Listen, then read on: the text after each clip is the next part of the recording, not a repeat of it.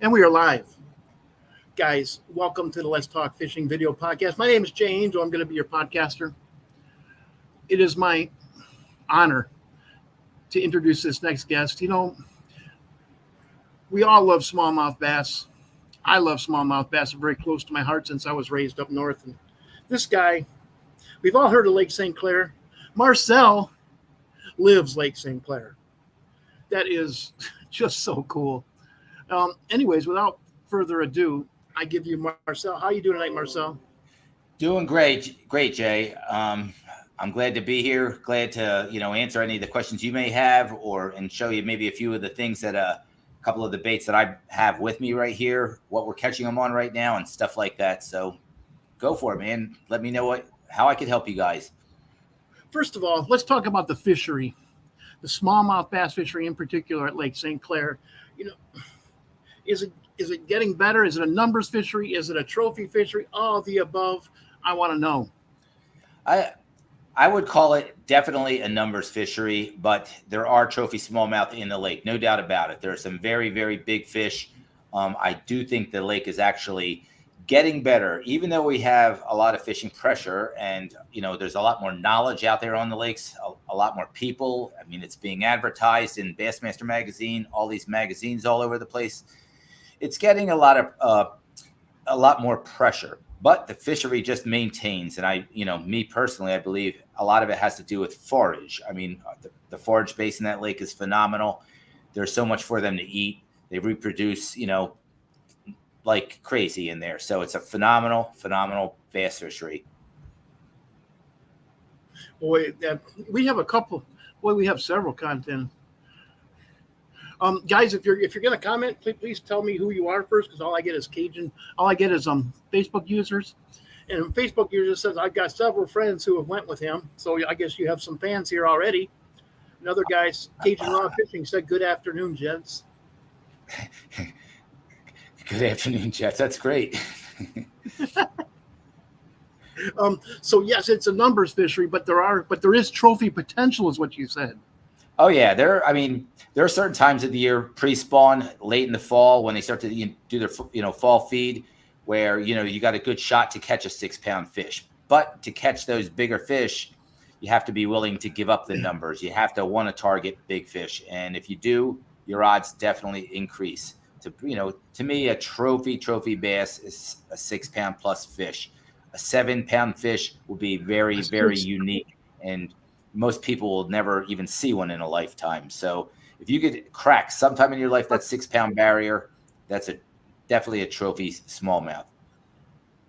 Of course, I've caught 6-pound fish, but I fished all over Michigan. I told you I used to target a river that was connected to Saginaw Bay, the Osaba River. Yep. I used to fish that every day when I was in the Air Force. I mean, all year long, there's something in that river. It's such a fun place. But 6 pounds, I bet I count the amount of 6-pounders on one hand I've caught. That's how rare that fish is, guys. And I've targeted Lake Erie, Saginaw Bay, Lake St. Clair, Green Bay. I mean, those are some good smallmouth waters, particularly North Green Bay, up towards up in northern Delaware County, you get some giants. But a 7-pounder. Let me ask you, Marcel, have you caught 7-pounders? I have not caught a 7-pounder in Lake St. Clair. I have caught 5 in my life, all in Michigan, over 7 pounds. Did you hear that, guys? 5. 5. I was very fortunate to hit one day that was just totally off the charts about 2 years ago. And as we were speaking earlier, it was with a client from Texas. Sure. And at that time, the biggest one I had ever caught was 7.4. And I wound up that morning catching another 7.4. And then later that day, I caught one that weighed 8.01 pounds. 8.01. After a 7.4. So it was a pretty nutty day, to say the least. We had 5 fish that weighed 34 pounds, 6 ounces. Jeez. And you made the dirty 30s. It's smallmouth. I know.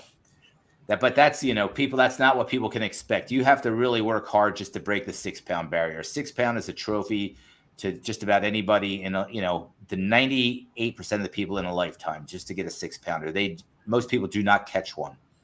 Yeah, but that basket that you had that one day has happened probably 8 times in the entire history of everything. It's possible. I don't know. I mean, I know somebody that's beat it after that, but it just seems like with technology nowadays, with all of forward facing sonar, your side imaging, all this, how precise everything is, people are starting to figure things out a lot more. They're seeing things they've never seen before. They're accessing areas that they've never accessed before. And I think that's one reason why you're starting to see a lot more of these bigger bags of fish being caught. Just the overall knowledge of people. Marcel, we have another comment from the audience. It says, "Hey Jay, Scott Knowles a friend of the Let's Talk Fishing podcast. He's also a police officer. Marcel has put together one heck of a team of guide. Kudos to one in particular, Logan Johnson. He represents Marcel's business extremely well." That's awesome. It's tomorrow, Logan and I and his brother Cody, who's another outstanding guide in my team, we will all be taking this group out from Texas tomorrow. So they're repeat clients. I mean, we're really looking forward to it. I think we're going to have a lot of laughs, and I guarantee we're going to catch a bunch of fish. So it's going to be a really, really good time. The way I've been guiding out there for, I think, about 18 years as far as the guiding part goes. And, I started with another guide. I went on my own because of my, I wanted to do things different. And I got so busy that I started getting overflow. And at that point, I built a team. I got one guy to come help me out, which is Ryan Said. He's a very good friend of Eric Evans of IBS 360, guys. Ryan's a phenomenal teacher, phenomenal fisherman. And then it just really grew from that point on. We brought in Matt Fisher, another young guy, Cody Johnson, his brother Logan Johnson, who the fellow just talked about. And we have another guy named Jason Tiedemann. He's another outstanding local stick here and an excellent fisherman on the lake. So the whole team is just full of good guides. I think the reason why we do so well as a guide service is just because we share information. We're all honest to each other and we work together. We communicate every day together. And that's a good thing. If somebody's struggling a little bit, we just bring in the other guy. So it works out pretty well. If we're not catching them as a team, I doubt very much they're biting, but that's very rare. Wow. That's really cool. You said that. That's exactly how I ran my guide service. I had a couple of guides that I trusted, and trust is a big thing. That's why, there have been a lot of other guides that wanted to be a part of our team, but you have to be, to put the right team together, you have to be, selective. You have to have a personable guide. You have to have quality equipment. They have to have knowledge of the body of water that you're going to guide on. It's just not, I'm a good fisherman. They have to know how to deal with people. The one thing our service really looks into is, what does the customer want? Yes. That's the main thing. Do they want to, is it educational trip? Is it about numbers? Is it about a trophy? And you have to separate that from what you really want to do. A lot of times I'd like to trophy fish every day, but yes. That's not what the customers always want. They want other things, and that's what we have to give them. And sometimes I had guys who just wanted me to fish with their kids for bluegills while they took control of my boat and went up front and fished for bass. Yep. They just really wanted, these are just stressed out parents, and he just wanted to, hey, can you just keep my kids company? Dude, I said, man, I will sit back here and sing the SpongeBob song with them. You go up there and have fun. I don't, I am here to entertain you. And that's you're exactly right. That's exactly the kind of guys I looked for. Yep. Who knew how to deal with people. That's one thing when guys ask me what it took to be a successful guide, I didn't often tell them that, fishing is, you have to know how to fish, but. Well, I got 5 outstanding ones, so I'm pretty fortunate. We are fortunate. A great team. I that's one thing that I definitely know. I'm very fortunate to have a great team, and we all have a job that we love to do, which is, that's pretty awesome, I think. Teach people how to fish. Yeah. It's a great thing. Teach people how to fish. It's not about how great thou art. It's about what can you do for your customer, man?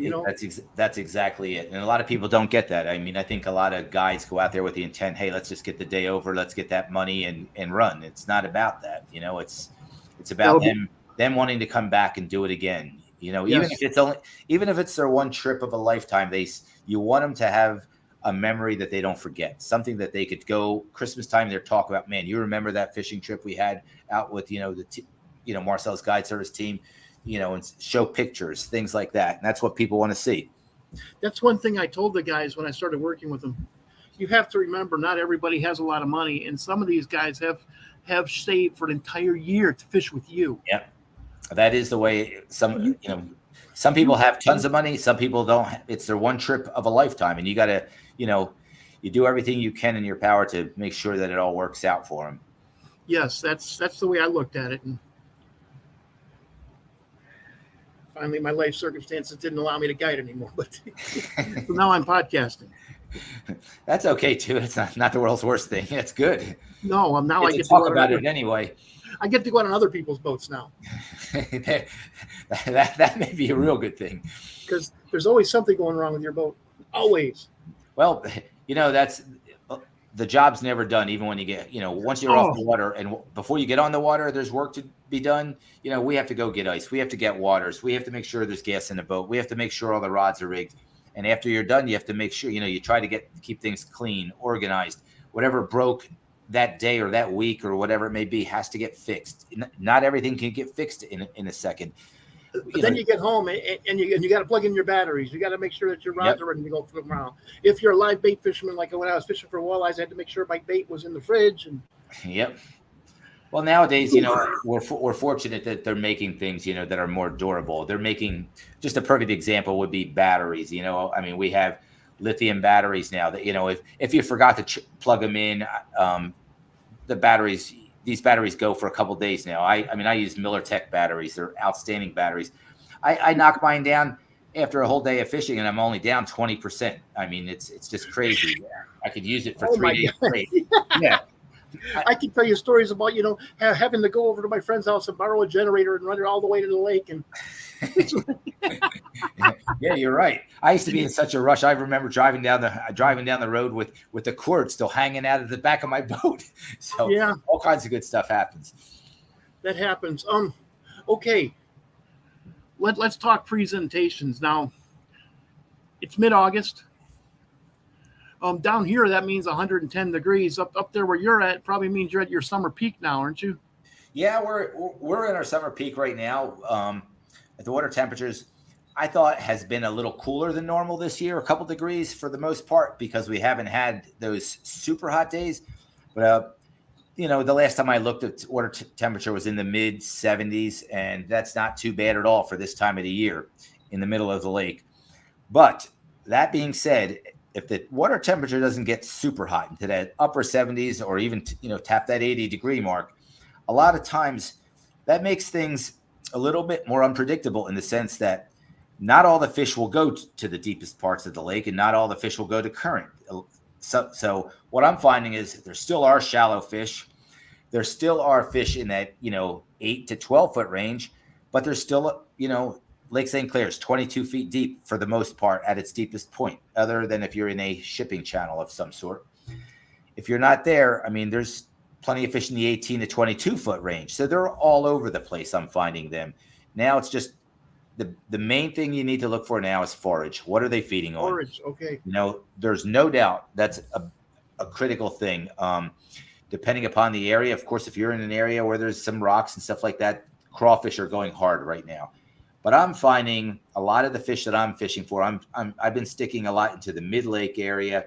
In the mid-lake area, they're chasing bait fish. It's small bait fish. They could be little thread fins. If you're down deeper, it could be spot tails. Who knows what's out there roaming around. But they're eating a lot of small bait fish. I have a little striking, I don't know if you could see this, striking Z2. It's a little one. On the drop shot hook, that is the bait that I'm actually throwing a lot out there. I'm catching a lot of fish. This is only a really small bait, but it's really doing real well out there. And so are you drop shotting that? I'm throwing that on a drop shot. My tagline is about 18, 22 inches long. It's a little longer than a lot of the things I use out Sure. there. Anybody that doesn't know what a tagline is, it's just basically the length of line between your bait and the weight on the bottom. When I'm in areas like there are areas that I'm fishing that has grass. When I'm in that grass, they're eating bigger bait fish. It could be juvenile yellow perch. It could be just stuff that's a little bit bigger. When I'm doing that, I'm using the bigger Z2, which is like this one here is the bigger one. It has the what I have is a threaded hook on it. It's a It's a 2-aught Gamakatsu hook right there. That's what I'm catching a lot of my fish on out there right now. That's probably the primary baits that I'm catching them on. Of course, I think everybody, has thrown a tube at one time or another. There's no doubt Absolutely. when they're on the crawfish, there's nothing I like more than throwing a Strike King green pumpkin tube. I throw that more than any other bait. Green pumpkin tube, man. Everybody asks me, did you try this color? Did you try that color? When I go to order my tubes, I'm going to order 50 bags of green pumpkin tubes. 50 bags. And I'm not going to look back at no other colors because I don't need to play the color game. I know what this crawfish looks like, and you put a green pumpkin tube out there and they'll eat it. Somebody will tell you this will work, that'll work. They all do work. When they're biting, they will all. How do you rig your tubes? I wish I had one. I don't have an actual tube here with me, but I mean, I just pretty much. I actually have a tube jig head. And I stick the tube jig head directly into the tube, and the hook is exposed. So you're going to pretty much see. It's going to be. It's hard. It's a little tough to show. It's a little tough to show you, being that I don't have the tube. But it's going to be the exposed hook. This whole section is going to go all the way into the tube, and just leave it wide. Just push it through. Yeah. Yeah. So there's no doubt that the tube is going to be my primary bait when they're eating crawfish, and I fish my baits. I make a lot of casts. I move my soft plastics very slow, but I don't let them stay in one place for any amount of time. Otherwise, I fish fast, but I move my bait slow. So I'll throw out my tube or my drop shot. I let it get to the bottom. I leave it on the bottom for a couple seconds because with clear water, smallmouth, what they tend to do is they'll swim over to your bait and they'll see it. They could see it. If you could see 20 feet down in your water, you know that the smallmouth could see 20 feet. So if you make a cast out there, anything within 20 feet of that bait could see that bait going down. So they're swimming right over to it instantly. They're looking at it. They may not hit it right away. If it's laying there, curiosity kills the cat. They go over there and pick it up. If not, maybe that one or two little twitches right out of the gate, they'll hit it and take it. But other than that, I believe you're starting to waste time because I want to show another 40 feet of bass, my bait, on the other side. So I cover a lot of ground. We have another question from the audience. It's Cajun Rob Fishing. He said, do you use any scents? SCENTS. I do not. I really do not. I have played around with scents years ago. I really did. But scents, everybody wants to sell their scents. And I'm not sold on it. I just believe that I think baits are more profile driven and it's more about mimicking the forage in your body of water, or it's just a specific profile that, drives them crazy enough for them to eat it. But I just don't believe they hold on to it any more than any green pumpkin tube or Z2 minnow. Okay, so we were talking about tubes. Yep. Man, I've caught a lot of fish on tubes. The first time I ever fished with a tube was with Dave Maurice of Venom Lures. Yep. And I fished with him on Lake Erie. We never made it out into the lake because there were 3-foot rollers out. There were rollers out there. I don't know how big they were, but they were big. He didn't want to deal with it. So we fished in the harbor, and I bet you we caught 24 smallmouth bass in 4 hours. His tubes. And that was the first time I ever been at tubes. Wow. When you were talking about trophy fish earlier, we were talking a little bit about trophy fish. I mean, out of the 7-pounders that I did catch, out of out of the 5 7-pound fish that I've caught, 4 of them came on a tube.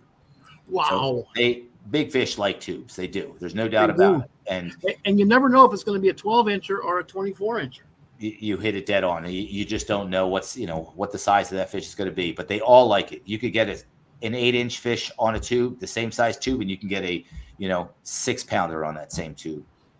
Yes. And they all just thump, thump, thump. Yep. Ooh. There's nothing that I like more is than setting the hook with my bait caster on a fish, on a tube. A lot of guys like to use a spinning rod in a tube. I'm a bait caster guy in a tube. I like a medium heavy action rod, 12-pound test, and I like to swing into them. And that is the best feeling in the world. Because a lot of the guys all the guys down here are sold on bait casters. Yeah, all of them. In fact, when I show up in their boats and I have two spinning rods, what are those for? We're not fishing for crappies. No, yeah. I'm not. My drop shot has to be a spinning rod, but other than that, I like to pick up the other one. I like the bait caster better. And we're targeting shallow water, what you would call extreme shallow water, between 1 and 3 feet deep. And, I like to do a lot of, like you said, lots of casts, slow presentations. I do a lot of wacky rigging for very shallow water. Yep. In fact, I've caught a lot of smallmouths on wacky rigs and in streams. You can do that out on the lake too if you have patience. I mean, it is all in the presentation in the fall. And if you remember what I was saying earlier, a lot of what the smallmouth prefer is profile driven. It's the profile of the bait. When you talk about wacky rigging stuff, you talk about stick worms, and basically, it all originated with the Yamamoto Senko, but we have a lot of knockoffs of those style of baits. But, anybody's knockoff of the 3-inch bait is deadly on Lake St Clair. Drop shotting with a nose hook on a 3-inch stick bait is a deadly bait. I would say in the last, 8 to 10 years, I've probably clients have caught more fish on that than anything, and just use a bunch of different styles, different kinds and stuff like that. But, they're awesome baits. And so you heard them, folks. 3-inch stick baits. Yep. Drop shotted. What about soft stick baits? Because people get that mixed up with a jerk bait. They sure do. Yeah, a stick bait, but it's just just like your baby Senko or whatever it may be. Striking has their little Ocho, and all these company Case Plastics has their little magic stick, and there's all these other companies that have their little baits like that. Z-Man's. So what about Ned rigging? Ned rig is another really, really good bait. The last 6-pounder that came in my boat just about a week ago, that was caught on a Ned rig. And it was on that same style of bait, just thrown on a Ned rig. Young guy, he was a little disgruntled in the morning. He, lost a big 5-pound plus fish right at the side of the boat, jumped, spit his Ned rig out. I told him to hang in there. You just don't know. And, fortunately in the last half hour of the day, he hooked into one that was even bigger yet. Weighed, 6 pounds. Look, just a hair over 6. Yep. 6 pounds. And to get one in the summertime, that makes it even better yet. I mean, that's tougher yet. You know how tough it is when you see the Elite Series go to Lake St Clair, and you see how many of them break the 6-pound barrier. Not many at all. Not many. Lots of 5s. But yeah, but I was about to say there are a lot of 20-pound baskets coming in. But the fishery is phenomenal. I mean, but not many 30-pound baskets. No. No. There were none of them there. That's for sure. That's it. Lots of 20s. Lots of 20, 21 pounds. It's very doable every day out there. No doubt about it. I intend to do that tomorrow. You intend? Okay. Well, so we'll see what happens. Yep. Stack the deck. The guy fishes almost every day. So yeah, that is an advantage a little bit. So that's a and good so thing. Do your 5 closest friends. Yeah. Yeah, exactly. Yep. So you guys have a big chunk of the lake covered every day of the fishing season. Oh yeah. So when does your season start? When do you start guiding in the spring? I usually try to book starting around April 15th. Now, that being said, I do start earlier. It's just relevant to weather. And because I don't want to book a guy from Texas in the first 2 days of April, knowing that he may fly out here and there's a good chance we may not even get on the lake because it does get a little hairy. I've seen it where, the end of March was fantastic, but you can't just prepare people to make that long journey not knowing what the weather's going to do, because it could just as well snow the next day here. So I booked trips from the 15th of April on, but I also, at that point, I'll guide before that. It's just going to be more weather dependent and on the fly a little bit more. We'll guide all the way through October into early November, depending upon weather and stuff like that. I mean, people, a couple of my guides, they'll probably be out there later than myself because I have a personal issue. I get stuck in a tree stand every once in a while. Yeah, that happens. That causes problems, but a lot of my clients do too. So yes, it's all good. But that's not a bad problem. One of the things I like about deer season is there's not as many boats on the water. Yeah. That, and you know what? That is a phenomenal time, and that is a very good trophy time. It really is. You get into that, once you start getting into October and they start, getting on that fall feed, if you could find the right day in the last 2 weeks of October, first couple weeks of November, you get a warm weather day and you could have lights out fishing. I mean, total lights out fishing. Especially if it had been cooler prior to that and they get into their wintering areas, you could definitely, crush them out there. So that could be a fun time. That was always my favorite time when they call, what you're talking about. We used to call it Indian summer. Yeah. And boy, we would get out there, that was a time to just get out there and wade the streams and catch the biggest smallmouths in that system, Yeah. Small little streams. They're all fattened up at that time. I mean, they really are. They're eating, they're gorging on bait fish and stuff like that. There are a lot of people that think they all move shallow at that time, but they don't, because I've crushed them in the deepest part of the lake. At the same time, there are fish that are in that 4, 6, 8 feet of water up shallow chasing bait fish. So, they could, again, even at that time of the year, they could be at any depth. But if you find them, there's a good chance you're going to, that's a very good chance at a 6-pounder at that time of the year. So I always thought that was the best trophy potential. It is. It really is. October. I think on Lake St Clair, I would tell somebody, if you're looking for a trophy, my number one time would be in the fall. Anywhere from very late September on, as long as you could fish, that would be the time, your best chances at a 6-pounder. So where in Michigan would you tell someone to go if they wanted an 8-pounder? I wouldn't tell them anywhere. You wouldn't tell them? No, if you're looking for a trophy fish of that size, any of the biggest lakes in the state, I'd start off, just going from left to right, basically, anything connected to Lake Michigan, anything connected to Lake Huron, that Traverse Bay, you have East and West Bay, there are places that you have giants, you have Charlevoix, you have Torch, yes. You have Burt, you have Mullet, you could just keep going, from there. Lake Houghton and Higgins Lake? There, I wouldn't call them giant fish lakes. Okay. Hubbard is another one. I would say Hubbard would be a place to get one.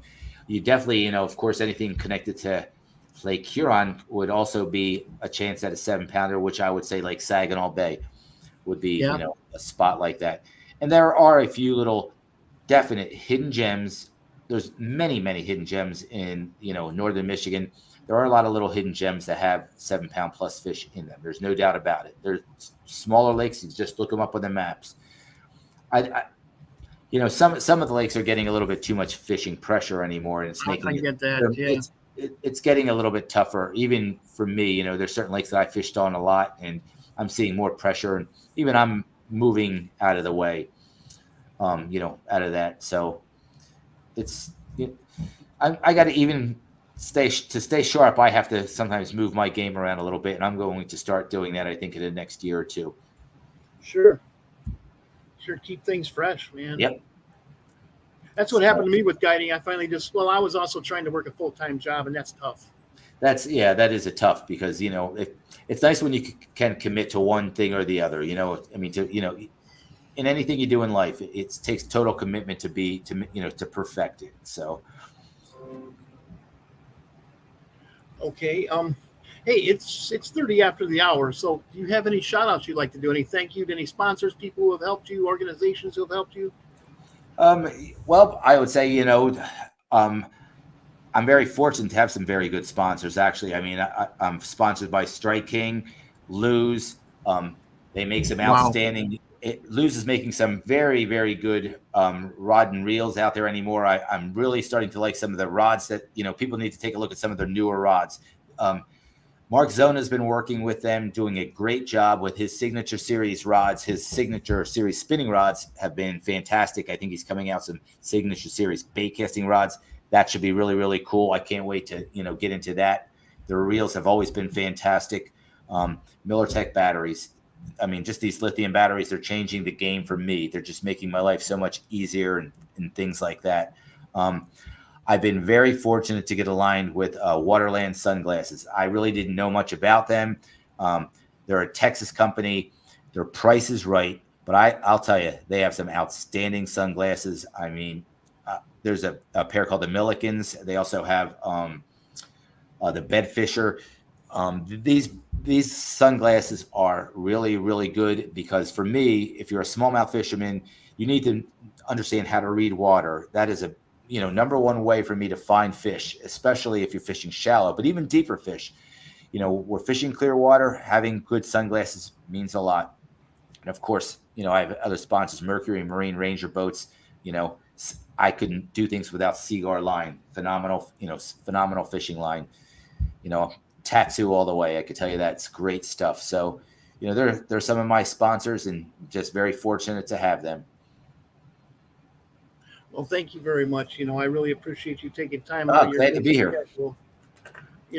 Guys, I just wanted to tell you that Eric Evans from iBass 360 is the guy who recommended I call Marcel. I'm very happy to be Eric. Thank you very much. Thanks, Huge Eric. Shout out to iBass 360. Huge shout out for bringing me yet another fantastic guest.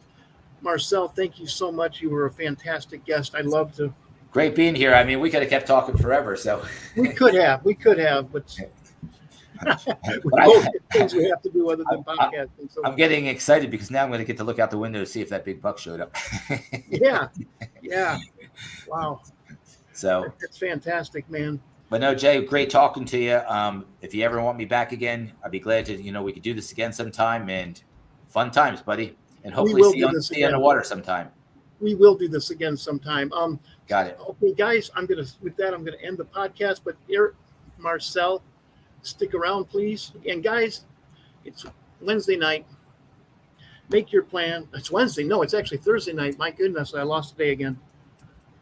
It's Thursday night. Make your plans. Get out there on the water this weekend because you only get to do this once. I'm Jay Angel for Let's Talk Fishing Podcast. Have a great weekend, guys.